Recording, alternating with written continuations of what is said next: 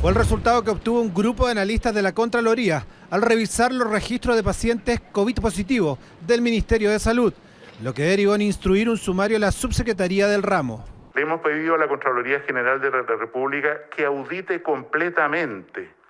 Una auditoría que fue pedida por el ex ministro de Salud antes de dejar el cargo y cuyos resultados principales dieron cuenta, en términos generales, que cerca de 35.000 casos no habían sido ingresados al sistema EpiVigila.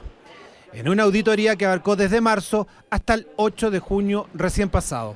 Esos pacientes alcanzan aproximadamente a 35.000 pacientes que fueron ya incorporados al listado. No hay ningún paciente que esté fuera del listado. Por lo tanto, eso se corrigió el día 16 de junio, exactamente. Y la denuncia, como digo, la hizo el propio Ministerio de Salud. La Contraloría señala en su informe que el 16 de junio hubo rectificación de esos datos, pero que al hacer esa corrección no fue posible constatar que ellos correspondiera a los casos observados, afirmando además que hay una diferencia por analizar de 3.999 casos. La mayoría de esos casos fueron efectivamente notificados entre el 9 y el 15 de junio. Por lo tanto, esos probablemente muchos se rectificaron porque eran casos que habían sido notificados, que después salió una PCR negativo. Por lo tanto, esos casos se ajustaron y se están remirando porque algunos de esos casos probablemente ya fueron incorporados.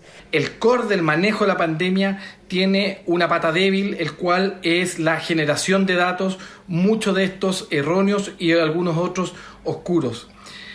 Celebramos que Contraloría pudiera contribuir a generar una mayor transparencia y una corrección, como han llamado las autoridades, a los números expuestos en la pandemia. Números por cuyos eventuales efectos también tendrá que responder la Subsecretaría de Salud, ya que la Contraloría advierte en sus conclusiones que tendrá que informar sobre las consecuencias de la omisión de casos confirmados en el análisis e interpretación de los datos considerados para la toma de decisiones. Nosotros actualmente llevamos las cifras al día, no tenemos ningún reparo con respecto a eso y a la Contraloría se le responderá obviamente como corresponde porque formamos parte de respetamos la institucionalidad y le haremos las respuestas correspondientes aclarando todas las dudas.